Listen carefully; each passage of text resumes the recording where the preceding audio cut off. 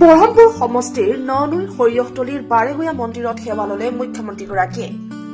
100 বছৰ গৰকা সৰিয়হতলীৰ বাৰেগৈয়াৰ মন্দিৰ নিৰ্মাণৰ বাবে 50 লাখ টকাকৈ দুটা কিস্তিত মুখ্যমন্ত্ৰীগৰাকীয়ে আগবঢ়ালে 1 কোটি টকাৰ অনুদান। উল্লেখ্য যে ননৈৰ পৰা মুখ্যমন্ত্ৰী কামপুৰলৈ ৰাওনা হয়।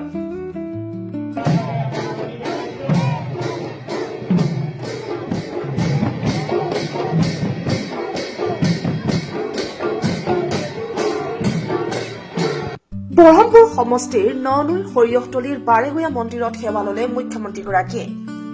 100 বছৰ গৰকা সৰিয়হতলীৰ বাৰেগৈয়াৰ মন্দিৰ নিৰ্মাণৰ বাবে 50 লাখ টকাকৈ দুটা কিস্তিত মুখ্যমন্ত্ৰীগৰাকীয়ে আগবঢ়ালে 1 কোটি টকাৰ অনুদান।